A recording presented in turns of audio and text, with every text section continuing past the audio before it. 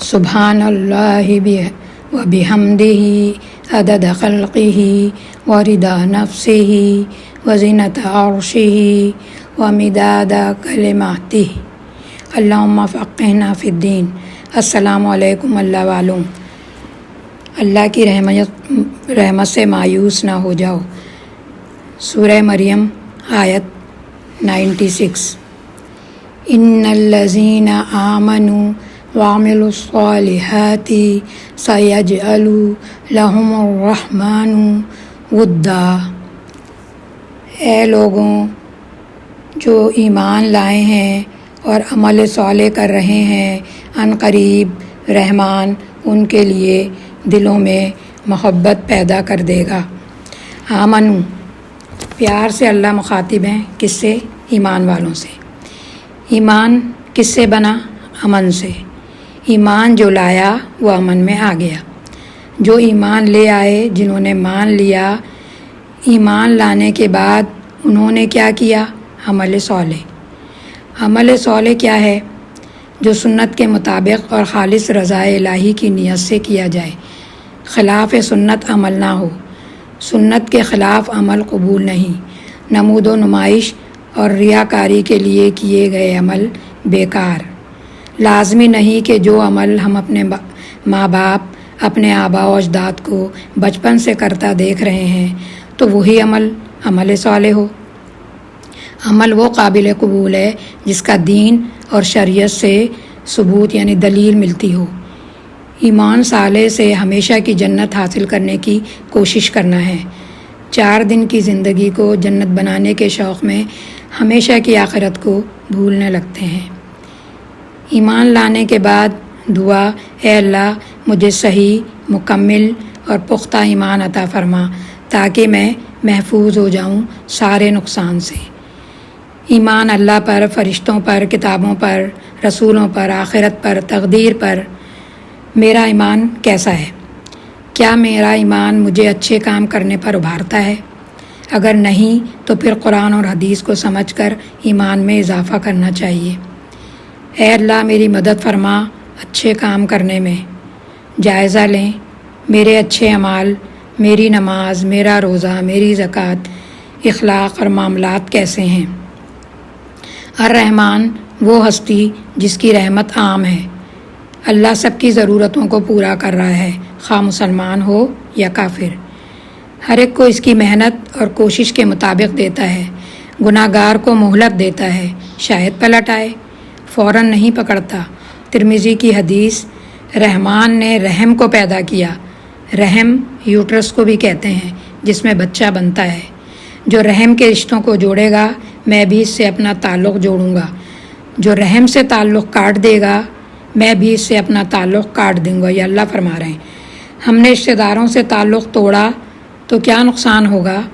اللہ ہم سے اپنا رشتہ توڑ دیں گے۔ اللہ نہ کرے کبھی ایسا ہو۔ اگر کوئی رشتہ کٹا ہوا ہے تو کیا کریں؟ اس کو جوڑ لیں۔ اسی کو صلہ رحمی کہتے ہیں۔ صلہ کے معنی جوڑنا۔ اللہ کے رحم کی وجہ سے ماں کے پیٹ میں محفوظ رہتے ہیں۔ اس کے رحم کی وجہ سے دنیا میں بھی ہم جی رہے ہیں اور محفوظ ہیں۔ بارش اللہ کے رحمان ہونے کی وجہ سے برستی ہے۔ یہ جو مریم کی سورت 96 میں اللہ تعالیٰ جو فرما رہے ہیں نا کہ جو لوگ ایمان لائے اور عمل صالح کر رہے ہیں، ان قریب رحمان ان کے لیے دلوں میں محبت پیدا کر دے گا۔ تو پھر کس وجہ سے ہم رکے ہوئے ہیں؟ شاید دل میں یہ خیال آتا ہے کہ اتنے گناہ ہو گئے، اب اللہ سے رجوع کرنے کا کیا فائدہ، اب تو بہت دیر ہو گئی۔ لیکن یہ سب شیطان کا بہکاوا ہے۔ وہ چاہتا ہی نہیں کہ ہمیں کوئی فلاح یا کامیابی حاصل ہو۔ شیطان ہم سے حسد کرتا ہے کہ انسان کو یہ مقام اللہ تعالیٰ نے کیوں عطا کر دیا۔ اللہ تعالیٰ قرآن میں فرماتے ہیں، سورہ زمر کی آیت نمبر 53 کے اندر اللہ تعالیٰ فرماتے ہیں،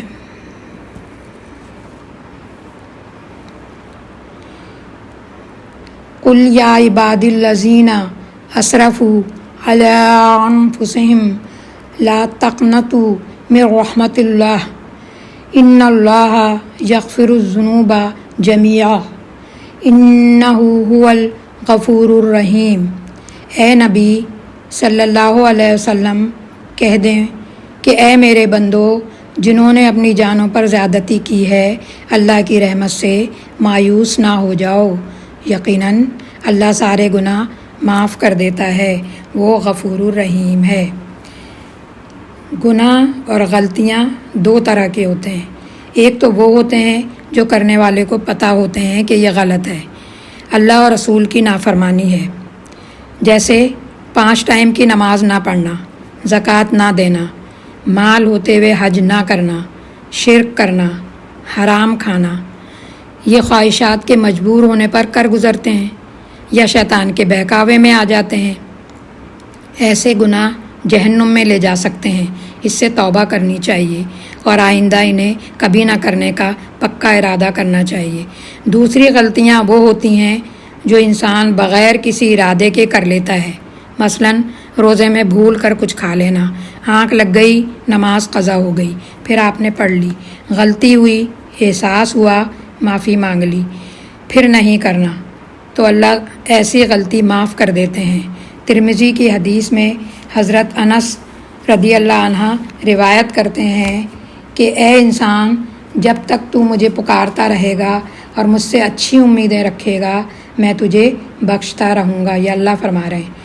ए आदम के बेटे, अगर तू मेरे पास ज़मीन भर गुनाहों के साथ आए और तू मुझे इस हाल में मिले कि तू मेरे साथ किसी को शरीक नहीं ठहराता होगा, तो मैं तेरे पास ज़मीन भर बख्शिश लेकर आऊँगा। इसलिए कभी भी किसी वक्त भी अगर हम सच्चे दिल से अल्लाह की तरफ रुजू करना चाहें तो अल्लाह ताला कभी भी हमें नाउम्मीद नहीं करेंगे। दूसरी बात जो हमें अल्लाह से रुजू करने से रोकती है वो ये है कि अगर अल्लाह ताला के हो गए तो दुनिया छोड़नी पड़ेगी। ये भी बिल्कुल गलत ख़याल है। इस्लाम ही तो ऐसा एक दीन है जिसने रूहानियत और मादियत दोनों को यकजा किया हुआ है, यानी दीन और दुनिया साथ लेकर चलने को कहा गया है। सिर्फ इबादत ही नहीं, दुनिया का हर काम इंसान को करने हैं, बस नियत अल्लाह के लिए होनी चाहिए। जैसे अगर आप रिश्तेदारों से मिलें तो ये सोच कर मिलें कि अल्लाह ताला ने सिला रहमी का हुक्म दिया है, इसलिए मैं इसकी रज़ा के लिए कर रहा हूँ। हमें यह ख़याल भी आता है कि इतने ज़ाब्ते और पाबंदियाँ होंगी, हम तो कर ही नहीं सकते, ये हमारे बस की बात ही नहीं है। लेकिन हम ये भी तो सोचें कि ये ज़ाब्ते और पाबंदियाँ जो इस्लाम ने हमारे लिए या शरीयत ने हमारे लिए लगाई हैं, हमारी भलाई के लिए ही हैं। जैसे हमारे वालिदैन भी हमारे ऊपर कुछ पाबंदियाँ लगाते हैं। इस वक्त वो हमें बड़ी मुश्किल और दुश्वार लगती हैं और कभी कभार समझ में भी नहीं आता कि हमारे वालिदैन ऐसा क्यों कर रहे हैं, लेकिन बाद में एहसास होता है कि हमारे वालिदैन ने जो भी किया वो ठीक ही किया। इस तरह जब वालिदैन अपने बच्चों को हिफाजती टीके यानी इंजेक्शन लगवाते हैं, उस वक्त देख कर लगता है कि बच्चों पर कितना जुल्म हो रहा है। बच्चा चीख रहा है, चिल्ला रहा है, लेकिन माँ बाप हैं कि उसे पकड़ कर इंजेक्शन लगवा देते हैं। वालिदैन ऐसा क्यों करते हैं? इसलिए कि बच्चों की बीमारी का इलाज हो और बाद में इनके बच्चे मुहलिक बीमारियों से महफूज हो जाएं। तो इसलिए इसी के अंदर जो है अल्लाह ताला ने हमारे इसके अंदर 2 सिफ़ात अल्लाह ताला ने जो है ना बयान की हैं। एक तो गफूरुर रहीम, गफूर बख्शने वाला। हमारे नबी सल्लल्लाहु अलैहि वसल्लम 70 बार दिन में इस्तग़फ़ार करते। हदीस हज़रत सुबान रदी अल्लाह अन्हा से रिवायत है कि रसूल अल्लाह सल्लल्लाहु अलैहि वसल्लम जब नमाज पढ़ लेते तो 3 बार अस्तग़फ़िरुल्लाह अस्तग़फ़िरुल्लाह अस्तग़फ़िरुल्लाह पढ़ते थे। तो इस्तग़फ़ार करते रहिए। बीमारियों का इलाज इस्तग़फ़ार है, परेशानियों का हल इस्तग़फ़ार है। हर नमाज के बाद 3 बार इस्तग़फ़ार किया करें, नबी की सुन्नत है, ताकि नमाज़ पढ़ने में जो गलती हो गई, कोई कमी हो गई तो इसी वक्त माफ़ी मांग लें। अल्लाह के रहीम होने की वजह से क़यामत के दिन अल्लाह मोमिनों पर रहम फरमाएंगे। رحیم میں پائیداری ہے، مستقل مزاجی ہے اور مسلسل رحم ہے۔ رحم کا جذبہ ہم میں بھی رکھا ہے، اس لیے ہم ایک دوسرے پر رحم کرتے ہیں۔ اللہ اپنی رحمت کو مختلف ذریعوں سے ظاہر کرتا ہے، کبھی محبت اور نرمی سے سمجھاتا ہے اور کبھی کبھی سختی اور سزا کے ذریعے، بالکل اس طرح جیسے ایک ماں اپنے بچے کے لیے بھلائی کرتی ہے، کبھی پیار سے، محبت سے اور کبھی ڈانٹ کر۔ اللہ کی ذات بہت عظیم ہے، اللہ کی رحمت کو مت بھولیے۔ جب بھی آپ کو کوئی خوشی ملے تو اپنے دل، اپنی زبان، اپنے کاموں سے ضرور اللہ کا شکر ادا کیجیے۔